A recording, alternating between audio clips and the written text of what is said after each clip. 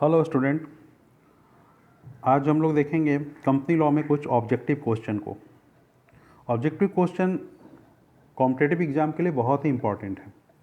आप चाहे जुडिशरी का एग्ज़ाम दे रहे हों या फिर एपीओ में के एग्ज़ाम दे रहे हों या फिर किसी भी लॉ अफसर का एग्ज़ाम दे रहे हों बैंकिंग के लिए या प्राइवेट फॉर्म के लिए,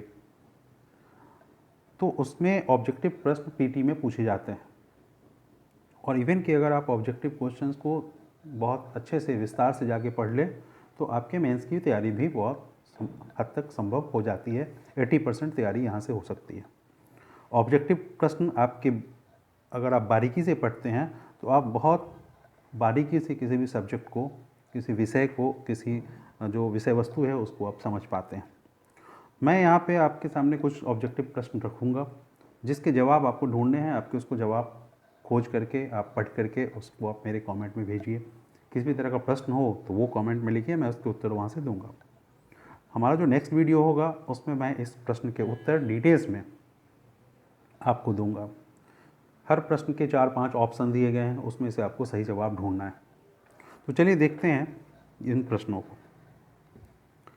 पहला प्रश्न है, कंपनी के प्रवर्तक प्रोमोटर हो सकते हैं। ऑप्शन ए है कोई व्यक्ति, बी फॉर्म, सी व्यावसायिक संगठन, डी उपयुक्त सभी। ये प्रश्न है प्रोमोटर को लेकर के, और आपको पता है कि प्रोमोटर कौन होता है।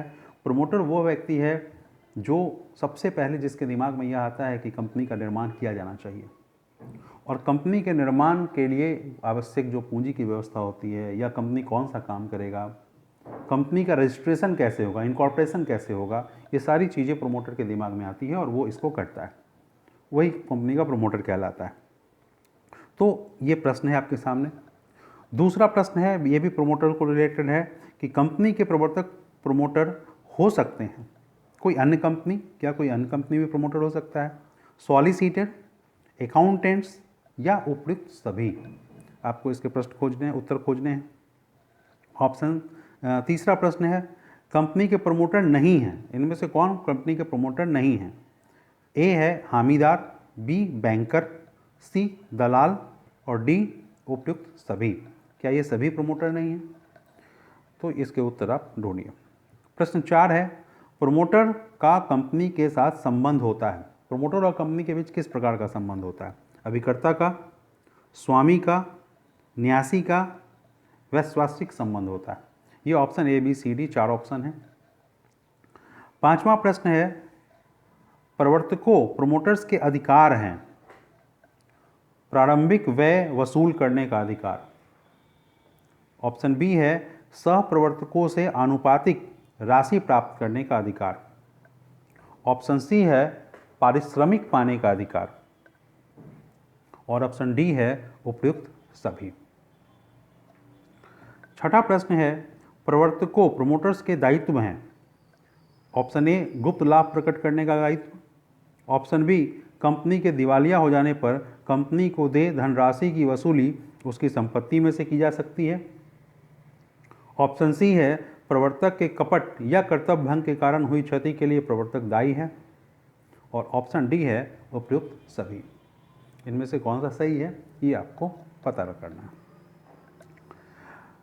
निगमन या रजिस्ट्रेशन के लिए प्रत्येक कंपनी को निम्न में से कौन दस्तावेज रजिस्ट्रार को भेजना आवश्यक है? ऑप्शन ए है सीमा नियम, memorandum of association, option B article of association, articles of association अंतर नियम, ऑप्शन सी है उपयुक्त ए एवं बी, मतलब सीमा नियम भी और अंतर नियम भी, और ऑप्शन डी है केवल ए, केवल मेमोरेंडम ऑफ एसोसिएशन। प्रश्न 8 है, निम्नलिखित कथनों में सत्य कथन है। ऑप्शन ए कंपनी का सीमा नियम मेमोरेंडम ऑफ एसोसिएशन उसका चार्टर होता है जो अधिनियम के अंतर्गत कंपनी के अधिकारों को निर्धारित करता है। बी है ऑप्शन अंतर नियमों, आर्टिकल ऑफ एसोसिएशन में अंतर नियमों में कंपनी की आंतरिक व्यवस्था संबंधी नियमों व उप नियमों का उल्लेख रहता है जो कंपनी के सीमा नियम में दिए गए उद्देश्यों और कार्यों की पूर्ति के लिए कंपनी द्वारा बनाए गए हैं। ऑप्शन सी रजिस्ट्रार कंपनी का निगमन हो जाने पर एक प्रमाण पत्र जारी करता है जिसे निगमन का प्रमाण पत्र कहा जाता है। और ऑप्शन डी है उपयुक्त सभी। 9वां प्रश्न है, निम्न कथनों में सत्य कथन है। निगमन का प्रमाण पत्र इस बात का निश्चायक साक्ष्य है कि कंपनी का एक निगमित कंपनी है। ऑप्शन बी, निगमन का प्रमाण पत्र हो जाने पर कंपनी केवल परिसमापन वाइंड अप द्वारा ही समाप्त की जा सकती है। ऑप्शन सी, प्राइवेट कंपनी निगमन की तिथि से व्यापार प्रारंभ कर सकती है। और ऑप्शन डी, पब्लिक कंपनी निगमन हो जाने के पश्चात भी व्यापार प्रारंभ करने संबंधी अनुमति प्राप्त किए बिना व्यापार आरंभ नहीं कर सकती। और ऑप्शन ई है उपयुक्त सभी। 10वां प्रश्न है, कंपनी के सीमा नियम में निम्नलिखित में क्या उल्लेख करना आवश्यक नहीं है। पहला उद्देश्य खंड, दूसरा पूंजी खंड, सी है नाम खंड नेम क्लॉज, और डी ऋण खंड। तो ये आपके 10 प्रश्न हैं। मैंने ये आपसे 10 ऑब्जेक्टिव प्रश्न इसलिए पूछे हैं कि आप इन ऑब्जेक्टिव प्रश्न को देखने के समय इनके प्रश्नों के जवाब ढूंढिए और इसमें जो प्रॉब्लम्स हैं, जो ऑब्जेक्टिव जो ऑप्शंस दिए गए हैं, उन सारे ऑप्शन पे विचार कीजिए, उन ऑप्शनों के बारे में भी जानिए, तो आपकी कंप्लीट तैयारी ऑब्जेक्टिव की होगी। आप सीधा कहीं से सिर्फ ऑप्शन खोज करके और उसका आंसर याद ना करें, बल्कि आप किसी भी ऑब्जेक्टिव क्वेश्चन के जो 4 ऑप्शन हैं उन चारों ऑप्शनों को पढ़ें, उस चारों ऑप्शनों के बारे में जानें, या जो जो ऑप्शन इंपॉर्टेंट है उसको जानें, उसको समझें।